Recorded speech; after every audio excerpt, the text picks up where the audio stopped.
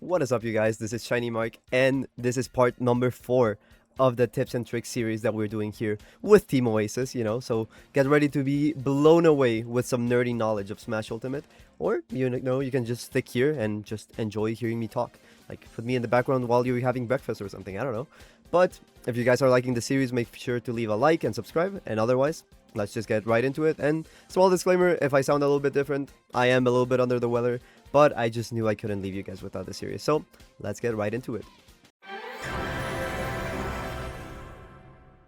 Alright, so with Lucas, one thing that kind of came to mind is he's honestly quite the simple character in the aspect of like, there's like not too much hidden besides like the actual tech. So I guess we will just talk about the actual tech, So let me just turn hitbox visualization off, and we can get right into like, for example, obviously like this character is extremely well known for the execution needed to be doing the double jump cancel stairs. But as you saw there, I'm not a Lucas player, and I was able to do it like, I want to say like 6 out of 8 times in a row.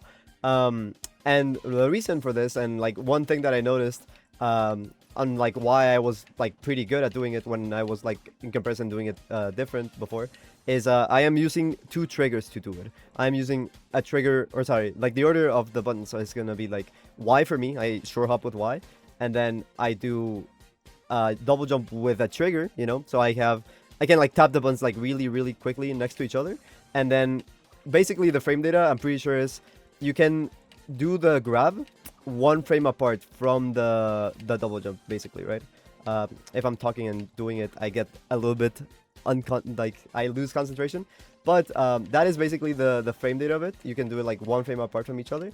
But one really important trick that I feel like a lot of people don't know and don't talk about is the fact that you have to be moving your stick towards a direction in order to do an double jump cancel there.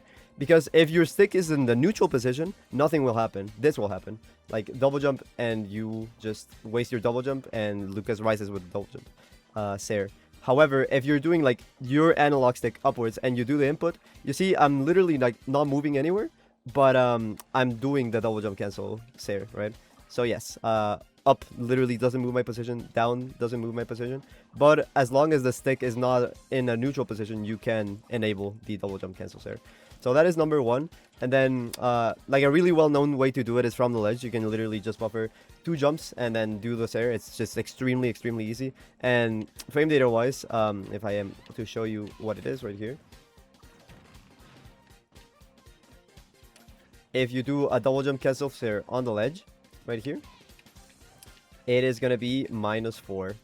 Like just pretty safe. So it's good to know versus Lucas and as Lucas, okay? And one last thing that I want to say is floaty characters tend to have a hard time getting ledge jumps, just because like when they run off, because they're so floaty, they have like extra air time, So you can get a normal ledge jump with Lucas. It's just going to be a little bit harder in comparison to other characters.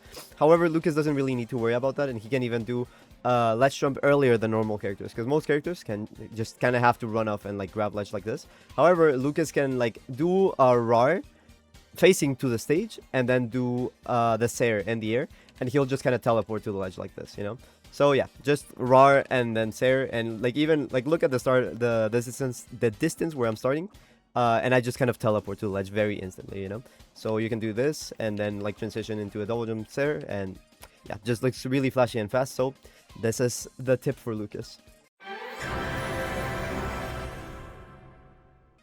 Alright, so the tip with Sonic, honestly, a lot of what you see with Sonic is kind of like what you get. Like once you see Sonic's playing, you can kind of replicate a lot of the effects that his moves are doing. However, the hard part about Sonic is just the fact that he's like that fast, and like piloting him and like very specific spacings is basically what's really hard about him.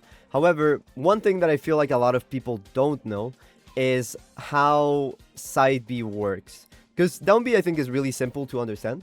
It's just like, it's a burst option, right? So if you press B once, or you can hold it, right? And then release it, this happens, Like he just has like a middle bit of speed. It's not the fastest thing ever. But if you tap B like a couple times, I want to say like 3. Yeah, like this is now a burst option, right? So he just like accelerates to you. And notably, you can see that it's a multi-hit that crosses up shields, if you have even more speed, I tapped it like 4 times there.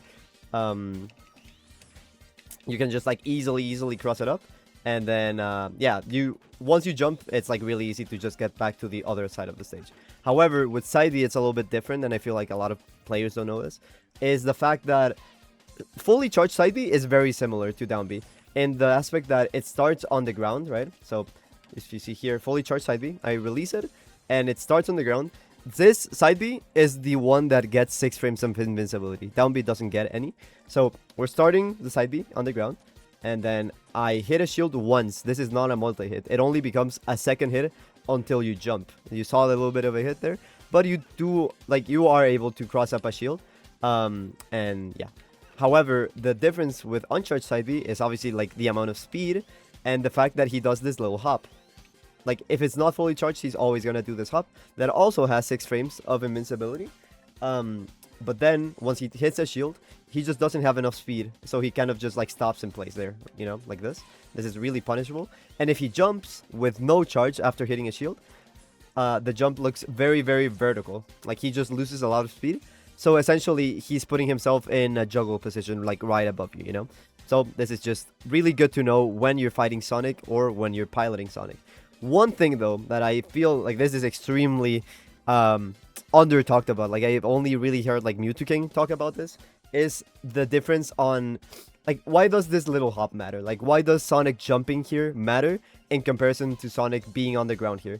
So, the thing is, side B is the one that Sonics will use to camp, you know, like if they have time to set up the side B, and just charge it, they know that they are safe for 6 frames. And then if you whiff or you try to challenge him, he has invincibility and he can punish you, you know? However, the way that the clanking animation works in this game is that moves can only clank if they're clanking with a projectile or, namely, 2 ground moves, okay? Like, aerials cannot clank with ground moves. So, basically what happens is, for example, let's think of like a really active move. So, for example, let's do Terry dash attack, right? Or Pikachu dash attack. Because aerials cannot clank, or aerial opponents cannot clank with grounded moves, if I were to do a side B here, and let's say, obviously, like, Sonic is also invincible here, right? Let's say I want to challenge this, and I need to make something happen against Sonic. If Pikachu dash attacks here, and interacts with Sonic in this very moment, Pikachu dash attack will lose every single time, because Sonic is invincible, Sonic has a hitbox, and the move cannot clank. However, if it is down B, or if it is fully charged side B, it doesn't matter like how strong the move is. In this case, because it is grounded, even if he's invincible, invisible moves can still clank with other moves, okay? So if Pikachu were to dash attack in this very moment right here, Sonic Spin Dash side B and Pikachu dash attack would clank, and both of them would be in frame neutral position, basically, where maybe your character has something good to like mash on them, you know? Pikachu probably can just jab, and it's really hard to punish jab out of shield. You could get like a couple extra damage hits, but basically you are putting yourself next to Sonic if you kind of need to like force an interaction against him. Let's say you're like down against him and you really need to approach. This is a good way to make that happen, okay? And I guess the last thing that you guys may not know is the fact that like Sonic upper is extremely broken, and like if it auto cancels like this, it's let's just get like 1 hit. It needs to auto cancel. It's -2. I'm pretty sure it can be even better, like -1, even probably 0 on shield. So upper as an approach tool is absurd. It's actually so insane. So if I were to showcase the thing that I was mentioning with Sonic, is so we'll make Pikachu do a dash attack, and then I will position myself here. So I am charging a spin dash. Pikachu will do a dash attack in this next few frames. So as soon as I see him, I'm gonna release the spin dash. The hitbox wasn't out for Pikachu there, actually. It will look like this, where both moves clank, right? And we are basically in a frame advantage of just being even, you know? So Pikachu, in theory, here could jab or shield. Sonic could jab or shield. So since shield is an immediate option, that's probably the correct option here, but you could get into an RPS situation where you read the shield from Sonic and you just grab him and you start nair loops, for example. Or vice versa. Sonic like reads you shielding and grabs you. So yeah, jab from Pikachu would probably be a really good option here. Because it would be like, it would have better frame data than anything aggressive that Sonic can do. Besides shielding, but like punishing jab out of shield from Pikachu is a little bit awkward. So yeah, that's just one example that I can think of. Okay, so with Dedede, let me just stand here in the corner and I'm just gonna side B in different ways. I know there's like a lot of angles, so mainly I think people think of a couple first, right? They think of like if you start side B and you do it in like while holding the stick inwards or upwards, like this will happen, right? But there's also a difference. There's smash side B and there's tilt side B. So if you see, I throw it upwards, right? Like I'm doing this angle upwards and I do it well as if I was doing like a tilt, right? So forward tilt into, I don't know, up tilt or something. Like those would be the coordinates or the angles that I'm doing on my control stick while pressing side B. You see how many times it takes Gordo to like bounce over the platform. So it's 1, 2, and then on the second one. However, if I do a smash side B, it immediately after the first bounce, it like is above the platform. So this is just goes to show that there are different effects, whether if you're like doing a smash side B or a tilt side B. So this is normal side B, and this is normal smash side B, different distance. This is normal side B while holding down, and this is downward side B smash version. So yeah, it's just a lot of different angles. I think there might be a couple more, but I'm not a Dedede main, so feel free to like make some research. But maybe you didn't know about this, like these different versions of the side B. And a lot of moves actually have this. I did forget to like mention this for like Pikachu. Pikachu side B has also like a tilt and a smash version. So now that you know this exists, you could do a little bit more research. But there's also one more cheeky thing that I wanted to show. And for this, I will swallow Pikachu. And as I'm swallowing him, I'm just gonna like during this animation of him being swallowed, I'm just gonna hold up and A. Okay. And there's a little bit of a kill confirm here. But it requires the opponent to mash. As you can see here, if Pikachu doesn't mash at all, because he is a computer, nothing happens, and he eventually just gets released, right? So if we make Pikachu mash now, I'm just gonna be holding up on the C-stick, and then if Pikachu just like mashes, you get this little kill confirm, right? And it's actually not a real kill confirm. So I like during the animation of Pikachu getting swallowed, right? I'm just literally holding up on the C-stick. Let me see if I can do it like with up and A. I think so. No, okay. So it's up on the C-stick. You gotta do up on the C-stick. And I'm literally just holding it as soon as that animation happens. So it is a kill confirm. However, there is a little bit of a counterplay, unfortunately. So sorry, Dedede mains, if you abuse this. But you can try to do this against an opponent. And if they don't know about this, it's high-key like such a broken kill confirm. But if they do know about this, Pikachu's gonna be mashing air dodge now. You can't just get out of this with an air dodge, right? But like a lot of people don't have an idea of this even existing. So you can try and get this kill confirm. You can try it against your friends, you know, and see how they react to it. But even then, it's worth going for. Just like testing the opponent to see if they know about it.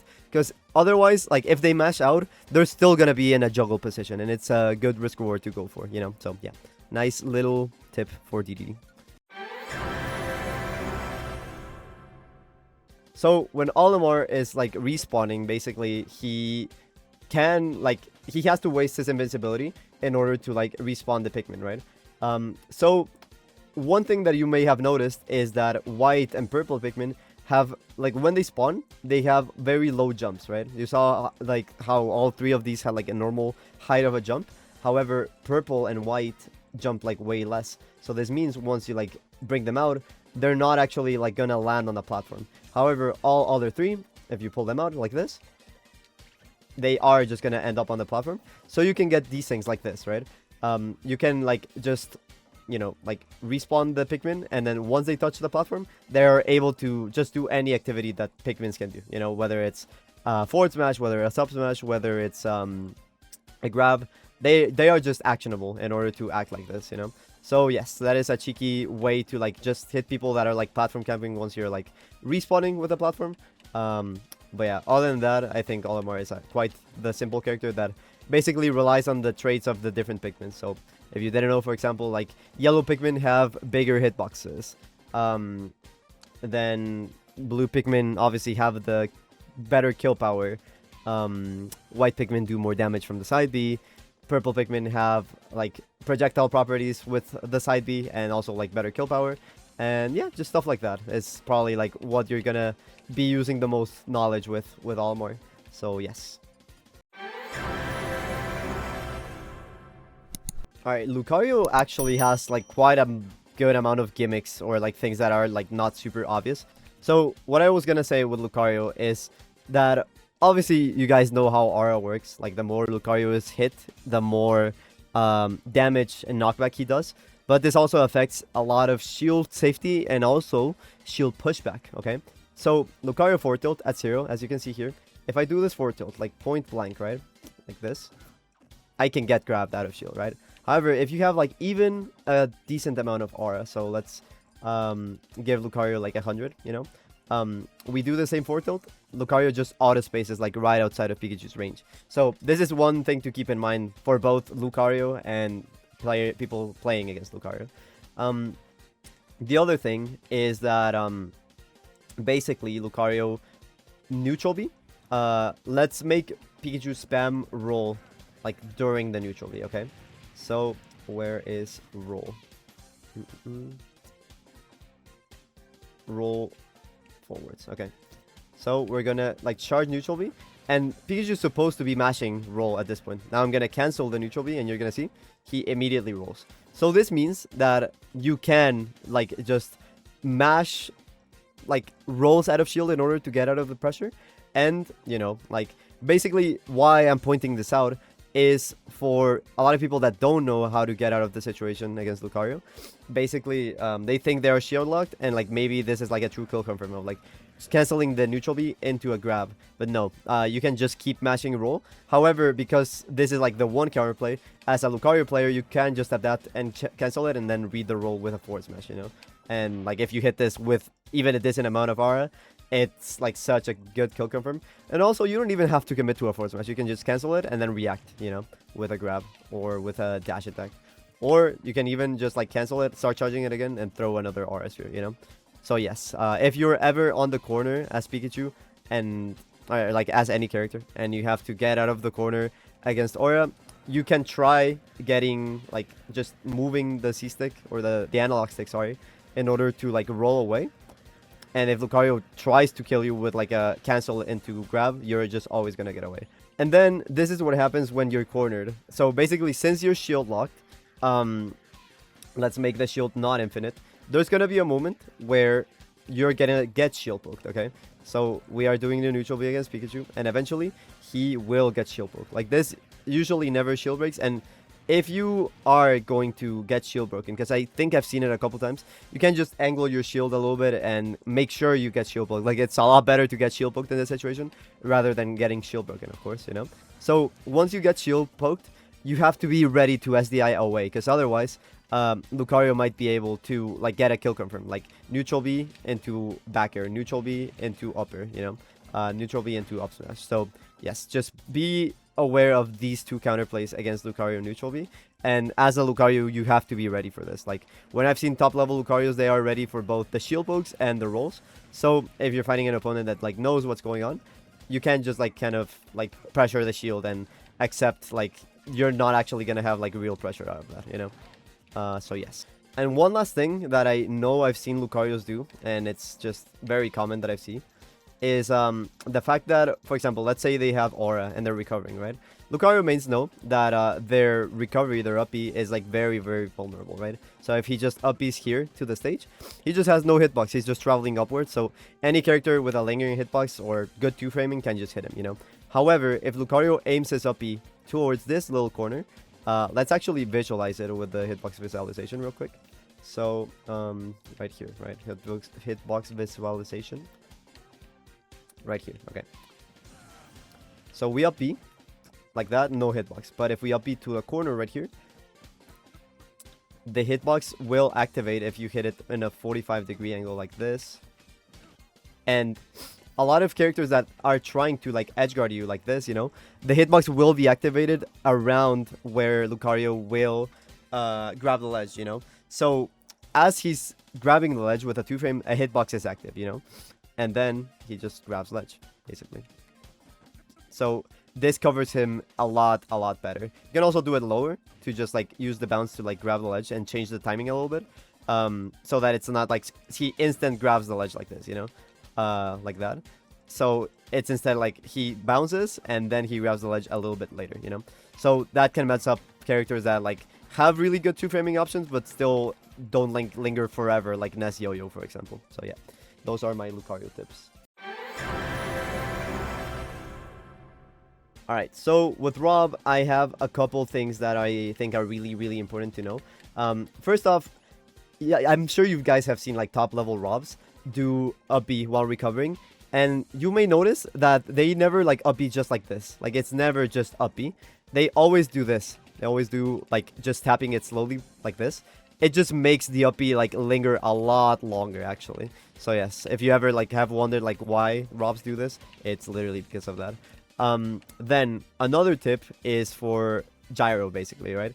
Sometimes you're zoning a character, like even Pikachu, for example. Let's put Pikachu like below the platform like this, and let's say you're zoning them with gyro, you know, when you're planting the gyro, and let's say you throw it here, you know, we can just throw the gyro, and this is zoning, right? You can immediately throw another gyro and just keep the pressure up, like gyro, gyro, gyro. Okay. However, if you grab the gyro and then you throw it, a short character like Pikachu like this, the gyro will go over Pikachu, you know? And it's just something to note. It's just like annoying for R.O.B players to deal with against short characters, you know? However, if you grab the gyro and then press down B again, he throws it in the same way again, like as if you had to charge it from like scratch. So in real time, it looks like this, you know? I can just zone like that and like cover a low angle. So yeah, that's very good to like cover R.O.B's blind spot. And then one last thing that I can think of with R.O.B is he has a little bit of a tech that is like not super well known. Basically, it's called Robo Burner Boost, which has to do with his up B. Which basically what you do is you dash and you jump cancel the up B, you know? So as you're starting the dash, you just literally press jump and up B like the frame after you jump, basically. And you just get like all this momentum forwards, basically, right? What a lot of people don't know, though, is you can do a Robo Boost backwards as well. So it's basically, looks like this. You start a RAR input, basically. So in real time, before I do the tech and the up B, it would look like this. Like I'm dashing in place like this. Like dash right and left in this case. So you do that input and then you jump cancel and up B, basically. So you can do a Robo Boost while facing backwards, which is a lot more useful, actually, because of like the momentum that you get with backer. You can just like go like hella off stage and like threaten a character like just jump scaring them like this, you know? So yes, those are my R.O.B tips. So Toon Link, honestly, quite the simple character. Like kind of, he's like an uncommon character. So like Toon Link mains probably know like a lot of stuff in terms of how fast the moves are. Like for example, when I didn't know the Toon Link matchup, I was just really surprised when I fought a good one for the first time. And like how good the frame data is on his moves, which I don't think would really surprise Toon Link mains. You know, like down tilt is extremely safe on shield. Dash attack is quite lagless and combos really well at low percents. Up tilt is also very lagless and like kill confirms very well. So I don't really have much to say about all that. That's just like the way that his moves work, and if you know this, then you know it. However, one thing that I feel like is really useful, two things I can think of actually. So Toon Link Shore Hop Bump Pull actually like auto cancels, or just puts him like in a like very actionable way. Like just he can like act very quickly. So if you ever need some space to like grab a bomb or like set up a bomb, you can just do a slingshot bomb while retreating backwards, and you can like immediately throw it like this, you know? So shore hop bomb into throw it immediately and do it again. Okay, so yeah, that just like gives you like a lot of you know, time to just spawn the bombs and like just be very active with your zoning. Like like, because the problem with zoners, if you didn't know, like in fighting games in general, is that they need time and space in order to set up their zoning, you know? If you don't let them breathe, then basically that just goes out the window. So this is just a really easy way to like set up time and space very quickly. The second thing is once Toon Link throws a bomb at an opponent's shield, the bomb will bounce like this, you know? And if you smash throw it, it bounces out a little bit more. So with Toon Link, I really advise that you get good at like identifying that the opponent grabs like shields a bomb and you like grab it again. So you can like just have constant pressure like this, you know, until like, it actually explodes. And if the opponent like shields it, they're just like you can just throw it infinitely until it actually explodes. And if they ever get hit by it, basically they are just gonna get kill confirmed into like bomb forwarder, you know. So yes, that is my Toon Link tips. So Wolf, basically another really simple character, but I do have a couple tips that a lot of people I don't see ever abuse. Wolf, I turn invincibility display on. Whenever he does a shine, he has invincibility starting in frame 5. I'm pretty sure if I count it right. Let's see. 1, 2, 3, 4, 5, and then he turns blue. Okay, so essentially he gets like a mini parry in the air, right? While rising with the hitbox and just being invincible, right? And it's also like quite lagless, honestly, for it being like a move in the air. Like you can do shine into like move around basically. So this is really good as a ledge option. Like you can do shine like out of ledge jump, and if this was a Teller character, this would be hitting the shield, right? But even if not, you can just like rise with it, like cover yourself with a hitbox and then like land with something else, you know. You can like have constant pressure when getting off the ledge, so that is pretty good to do as Wolf. It's not like the best thing ever, it's not the best ledge option ever, but it's an extra option to keep in mind that I feel like a lot of Wolves don't do ever. And then the other thing is I generally just feel like I never see Wolf's edgeguard, and like yes, his 2-framing is really good with like 4 tilt, with like down tilt, but you still have to time it, right? You need to have like really good timing in order to hit this. However, with ledge slip particularly, you can get like really close to the stage and do something like this. With a lot of characters that have like no hitbox recoveries or just like very linear recovery paths, you can just kind of like ledge slip and then like stall a little bit as long as you need to, and then double jump up B, you know. And if this hits, this will kill at 80 easily. Like the kill power on this move is just insane. Like it's actually crazy. And one last thing that I do want to add with Wolf up B is the fact that if you hold down with it while recovering, like this, for example, you generally, like, let's say you're recovering here, right? And you're facing towards the right here, you know, you're recovering here, you double jump, and then now you have to up B. I really advise every single time you recover like this, you angle your up B, like, you have to B reverse your up B. I advise you do it like this. So you saw how I turn around to the other side, because if you hold down, Wolf's up B, like the last hit of the kick, hits really, really high up. So for example, this, he's rising, and then the kick will like hit a little bit above the stage, right? So in real time, it looks like this. You see how the kick was like above the stage for a little bit? So if someone is standing there, they just kind of explode immediately and just go off stage, right? So those are my Wolf tips. So with Villager, I have 2 tips with the tree, okay? So the first one is a way that just ledge traps constantly, okay? So the positioning here would be around here. So you plant the tree, you grow it, and then the tree will fall, and it will bounce off the ledge, right? The only problem with this setup is that you do need a good amount of time to set it up, but if you see here, it's just like the hitbox is just constantly active, right? So as soon as you break it right here, the hitbox is active, and it will fall, it will bounce, and it will just cover the 2-frame area like very, very, very actively. And this has a lot of kill power, right? So if you're fighting a character that has like a really lingering and like long recovery, or they're just like hella off stage, and you feel like they could work around the forward smash, because obviously forward smash is really good to do, you can just 2-frame them with this tree setup. And the other thing about tree that is really good is doing this like next to the ledge, because this is a ledge trap setup. Let's say the opponent grab the ledge immediately here, and then you grow it. As this is growing, if the opponent has a bad enough ledge grab, you want to like spray the water while like drifting away from the tree, so it would look like this. You plant it, and then you walk away, right? If the opponent runs out of invincibility in this moment, he's gonna get hit, and if they have like a bad ledge grab. But otherwise, against a lot of characters, you can just kind of like start watering the tree once you react to movement. This will cover a good amount of options, and then you can just transition to normal edge trapping, you know? You can even like see a normal getup, and then the forward tilt will like linger a little bit more in that moment, so it's gonna be easier to time and hit them, you know? So yes, those are my tips with Villager. Alright, so for Mega Man, this is probably like his most important kill confirm that is hard for like a new player to access, but I think it's just like so important. So quick reminder, I talked about this in the first video, but if you didn't see it, I'll explain it again. There is an angle here in the notches, okay, where if you hit this angle in between the up and right / up and left angle, so this is up, if you press this and A, this is gonna be an up tilt, and if you press this and A and the character has a up angle forward tilt, they will do an up angle forward tilt to the right, and if they don't, this will come out just like as a normal forward tilt, okay?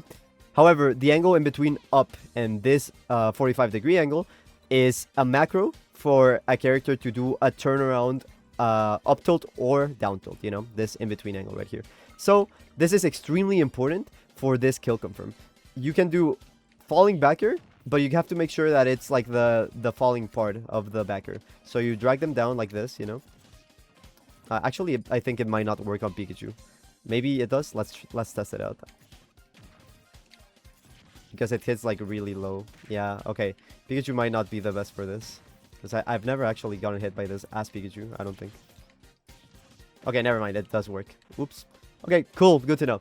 But obviously, as you can see, the spacing is really, really important there. So the thing about this kill confirm is you have to, during the landing lag of the backer, you have to like do the turnaround up tilt immediately. And you see, it does register as a combo.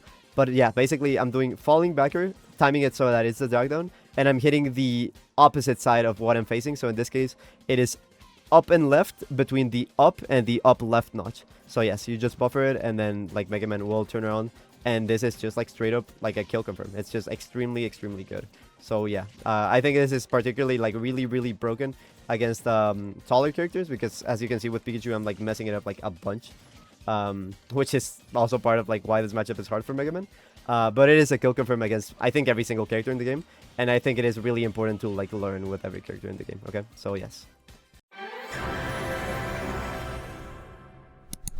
Alright, so with Wii Fit, I think the big part of this character that is like really special about her, besides like, you know, like obviously her moveset is wacky and weird, but there is one move that is like very quirky and very like you can get really good at learning how to use it, you know, is it's side B, okay? So basically there's like so many different variations of side B. There is like a set angle if you just press side and B, you know. If you let it go like this, that is the angle. And if you press it immediately, the angle is a lot higher. So as you can see, there is a bit of a blind spot right here, right? Like if Pikachu is a little bit forwards from where like the blind spot is, nothing's gonna happen. Like Pikachu's just not gonna get hit. So Pikachu can run under and hit it, you know? However, if you notice this, you can always cancel the side B and like dash back like this, you know? So if they try to hit you and you're drifting backwards, you're at least gonna like create a little bit of more space just in case you need it, to make it a little bit harder for the opponent to punish you. But this is not all with this cancellation, because with canceling this move like this, you can now like have like so many different ways of like hitting the ball. Not only like the side B thing that I mentioned, but like every single move has like a different angle. And also like if you hit it at different times, it has different angles too, you know? So for example, if you see like I hit it when it's bouncing with the jab, like if I do it as soon as possible, it's quite the low angle, right? But if I do it like a little bit later, it's gonna be quite the higher angle, you know? So there's just like so much to experiment here, and I really recommend that every Wii Fit trainer just takes their time to, you know, just like see all the different angles, because this is like a playground. Like there is so many things you can do. Like let's say an opponent is recovering here, you know, like a R.O.B, and you just like, okay, I cannot hit him with the ball like this, you know? Maybe the only way you can hit them with the ball here is if you like get on the platform, you cancel it, and then you do a reverse jab. And like this is really fast. This has gonna have kill power, and it's just like a really nice angle to do. Or you can do something like this, cancel this, like drift forwards from the ball like this, and then can do a forward tilt, and this is gonna like make the ball go like all the way up, which can aid you to like juggle an opponent, you know. So yeah. So with Rosa, I'm just gonna focus on attack canceling, because if you're not using attack canceling, it's just like, what are you doing? Like, you're playing Rosa for the wrong reasons. Like, if you play Rosa, you need to learn how to do attack canceling. So that's probably what I'm gonna focus on. So let me explain what attack canceling is. So basically, during the first 3 frames of any grounded move, doesn't matter if it's a tilt, doesn't matter if it's a jab, doesn't matter if it's a smash attack, and doesn't matter if it's a dash attack, any normal grounded move, you can like start it. So we will count the frames, right? Let me do a forward tilt. So these are the first 2 frames of the forward tilt. But if I press jump during this first 3 frames, you see that Rosalina cancels the animation with a jump. However, as you can see, Luma is still starting her forward tilt like this, right? So, and you see like Rosa starts her jump and starts a neutral air, right? This is basically what attack canceling is. You can cancel the first 3 frames of any grounded move with a jump. And this is particularly useful with dash attack from Rosalina. So if you do a dash attack and you cancel it with a jump like this, you see how like Luma like teleports forward and like is approaching, while Rosa is just like keeping her space and like zoning with Nair. Like, this is like a really common approach, right? So you can do stuff like this. And there's like way more complicated stuff, because then you can cancel the jump with an air dodge. Like, instead of doing like this Nair that is happening, if you hold a direction, you can do an attack cancel, but like do a different aerial, you know? Like, if I'm doing, because I'm doing right now, what I'm doing is just like, I'm dash attacking with my C stick, but then I'm moving my analog stick upwards afterwards, so I don't cancel it necessarily with a neutral air. I'm canceling it with an upper, or you can also do it with a downer like this and drift backwards, you know. But then you can like do stuff like that, and then before the Rosalina even jumps, you can like cancel it with an air dodge like this. So there's like kill confirms that look very crazy like this at kill percent. Let me, I might not get it at the first attempt, but let's try. So you can essentially like dash attack cancel forwards with the dash attack, and then air dodge, or in this case wave dash forwards, and then cancel it into an up smash. And this was a kill confirm. This is very complicated. It's something that I've only really seen the Buzz and some other like top level Roses do, but it is possible. And there's just like so many possibilities of attack canceling. So if this wasn't something you were aware of with Rosalina, I advise you look it up, because honestly, the only reason why I know how to do all this is because I had to play the Buzz at Genesis, and I didn't know the Rosa matchup at all. So I just kind of like had to learn it from scratch and its limitations. And yeah, there's a lot of tutorials over there, like in YouTube, just to like find everything that you can do with attack canceling. So, the thing that I'm going to talk about Little Mac is just ways for him to feel less fragile as a character. So, let's say you get sent off stage and you can, like, recover high because you DI'd up, for example, and you have a double jump.